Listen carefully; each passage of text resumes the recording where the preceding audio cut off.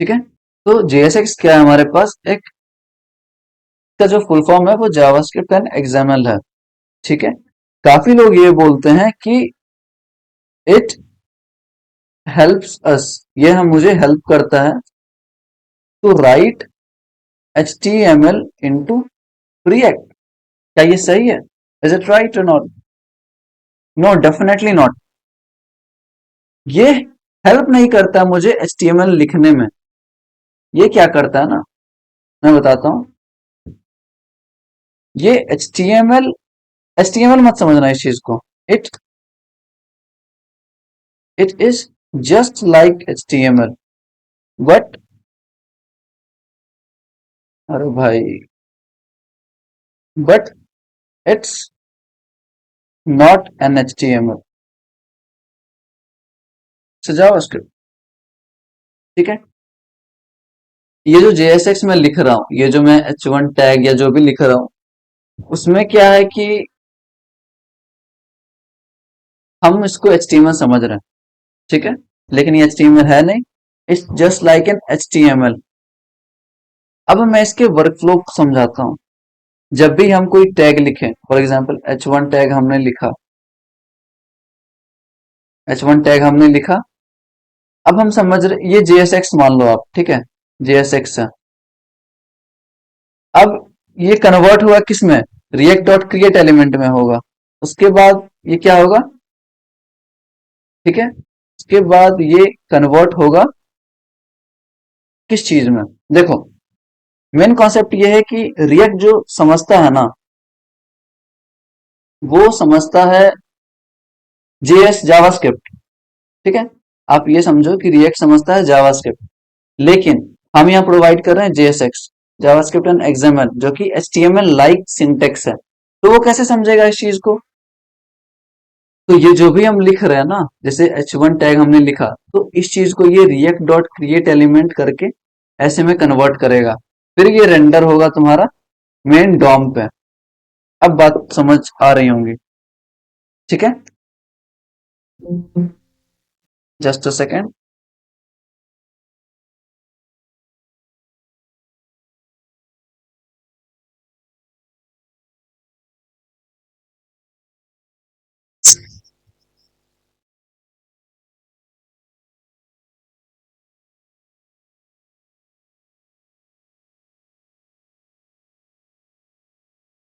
Okay. सो हमने देखा क्या है अभी तक कि H1 टैग हमने क्रिएट करा यहाँ पे, और हमें लग रहा था ये HTML है, लेकिन ये HTML है नहीं, ये है JSX। ठीक है। ब्राउजर का दिक्कत क्या है, रिएक्ट का दिक्कत ये है कि वो ये टैग को नहीं समझता, वो HTML नहीं समझता, या HTML लाइक सिंटेक्स नहीं समझता। ठीक है, जिसको हम JSX बोल रहे हैं।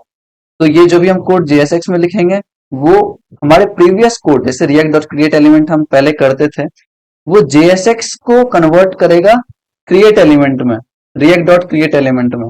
और ये चीज रिएक्ट को समझ आ जाएगी कि अच्छा भाई ये टैग बनाने की कोशिश कर रहा है, ठीक है, डॉम पे करवा दो, जो भी रिफ्लेक्ट करना है करवा दो। तो JSX का ये काम है। ये it's not an HTML, it's just like a syntax of HTML, and it gets converted to react.create element whenever we create an HTML element. Okay, so that element gets converted to react.create element, and thereafter it is rendered to the browser. ठीक है, आप दो तीन बार ये चीज वापस repeat mode में सुनना, समझ आ जाएगा। ये हो गया। अब भाई मैं ये समझ गया कि ये जो JSX है वो रिएक्ट के पुराने तरीकों में कन्वर्ट होता है। कौन करता है कन्वर्ट? अब आपको याद है मैंने एक बंडलर्स की बात की थी। बंडलर का यही तो काम है।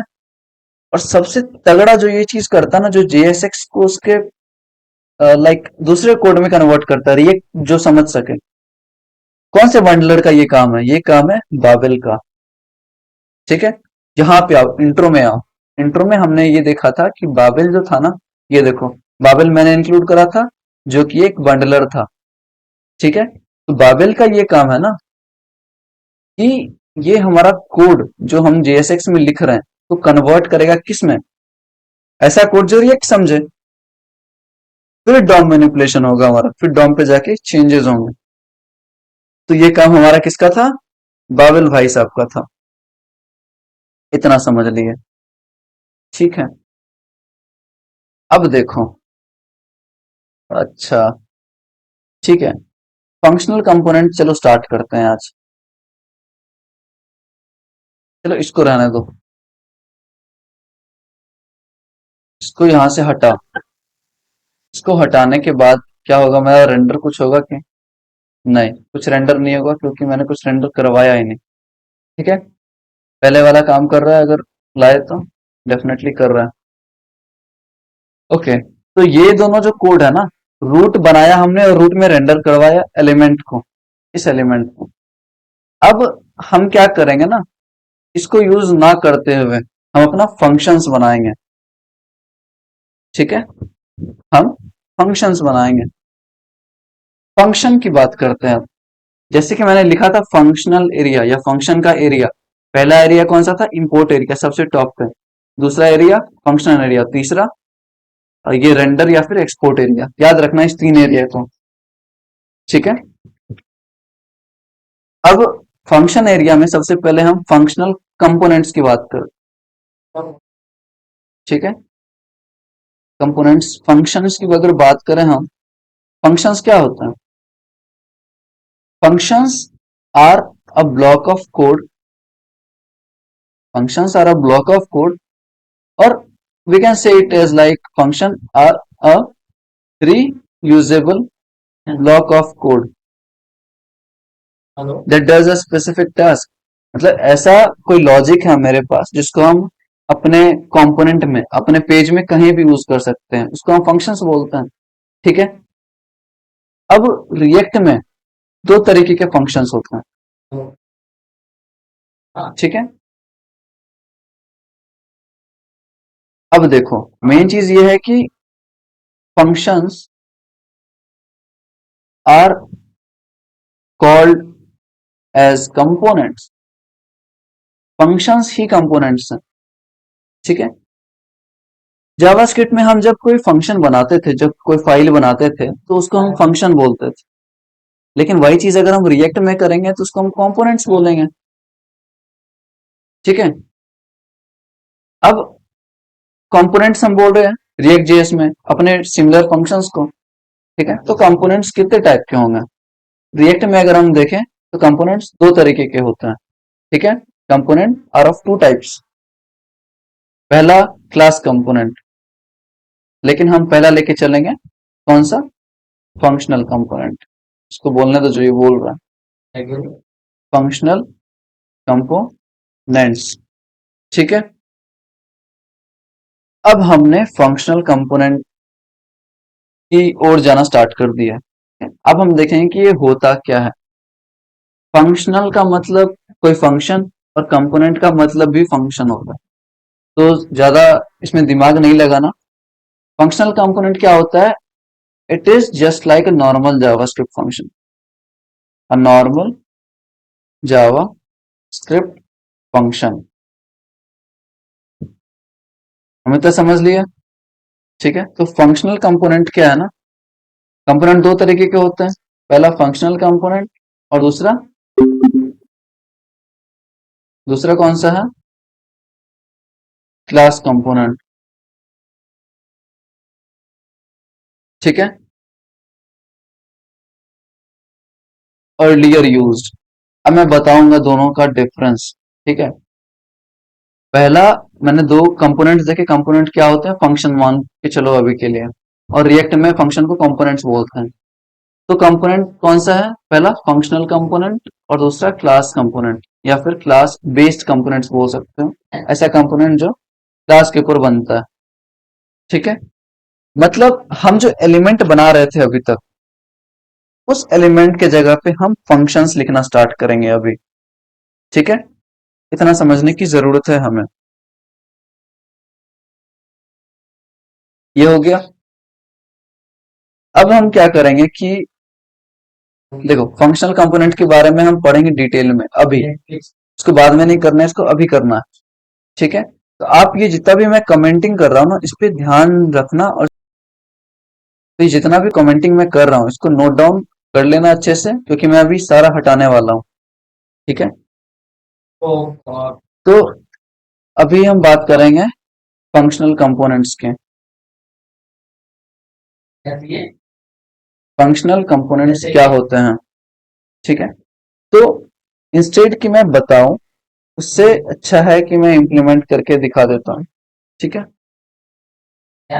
और तरीके बताऊंगा किस तरीके से आप कर सकते हो। Const const function app,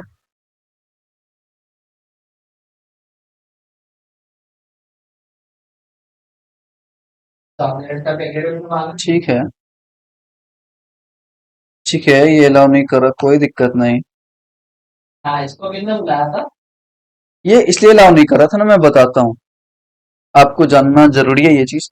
function is not allowed as a variable declaration name. अगर हम फंक्शन डिफाइन कर रहे हैं ना फंक्शन नेम से, तो हमें ये डेटा टाइप इसका डिफाइन नहीं करना पड़ेगा। डेटा टाइप क्या? कांस्टेंट। ठीक है, हाँ, ये जावास्क्रिप्ट में हम लेट कॉन्स्ट और वेर यूज करते हैं, तो अगर इसको हम हटाए तो ये अलाउ करेगा। मतलब क्या समझा हमने, कि यहाँ पे अगर हम फंक्शन कीवर्ड का यूज कर रहे हैं, ठीक है, कोई भी फंक्शन बनता है तो दो तरीके से बनता है। अभी पहला तरीका मैं देख रहा हूँ, जिसमें हम फंक्शन कीवर्ड का यूज करेंगे और जिसका नाम ऐप है। ठीक है, इसमें हम कुछ रिटर्न कर सकते हैं। ऐसा फंक्शन फंक्शन तो रिटर्न करेगा कुछ। ठीक है, ये हो गया। अब बोल रहा है एक्सप्रेशन एक्सपेक्टेड। ठीक है, एक्सप्रेशन हम बाद में देंगे। ये पहला तरीका है।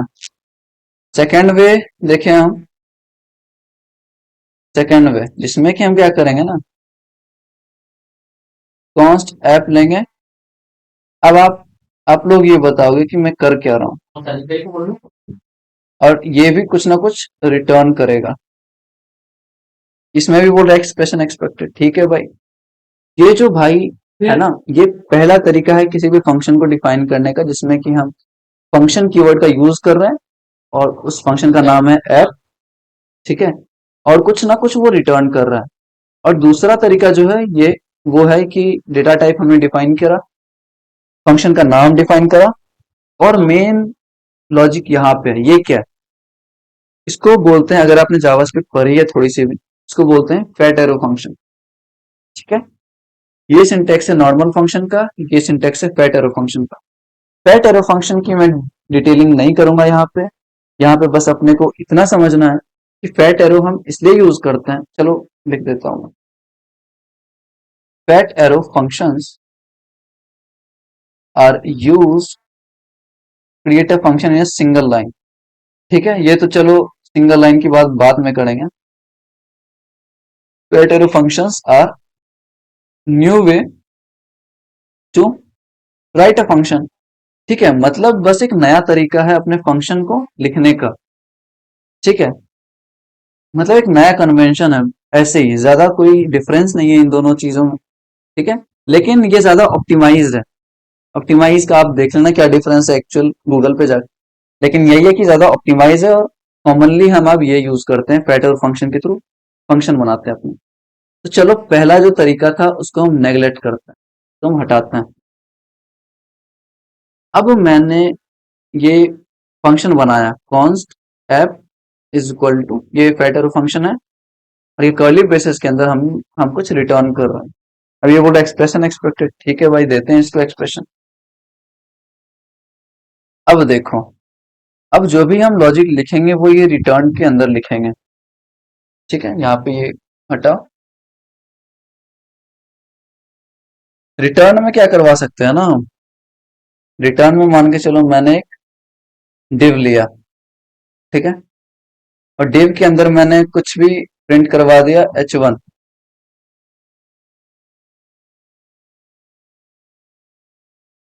Hello from functional component. Functional component at the end क्या है? Normal JavaScript function. इतना समझना है अपने को। ठीक है, तो रिटर्न में मैंने क्या लिखा, मैंने एक डिव लिया और इसके अंदर h1 टैग लिया। अब आप सोच रहे हो कि यार ये तो वापस HTML यूज कर रहा है। नहीं भाई, इसका कॉन्सेप्ट मैंने ऑलरेडी बता चुका है कि ये JSX है। JSX will be converted to what? React dot create element, and that thing will be done by whom? Babel, the package that we have installed already. The Babel has a superpower to convert it into React dot create element. Okay, and thereafter it will be rendered onto the DOM. ठीक है, इतना हम समझ गए। Return में मैंने ये चीज लिखा। अब एक बात बताओ, ये काम करेगा क्या? मुझे नहीं लगता ये करेगा। नहीं कर रहा ऑब्वियसली। क्यों नहीं कर रहा? क्योंकि यहाँ पे भाई आपने रूट डॉट रेंडर में एलिमेंट रखा है, और एलिमेंट तो आपने उड़ा दिया। एलिमेंट तो एग्जिस्ट ही नहीं करता। एग्जिस्ट क्या करता है? ऐप। ऐप क्या है? एक फंक्शन है। ठीक है, ऐप क्या है? ऐप मेनली एक फंक्शन है। ठीक है, अब कर रहा है क्या?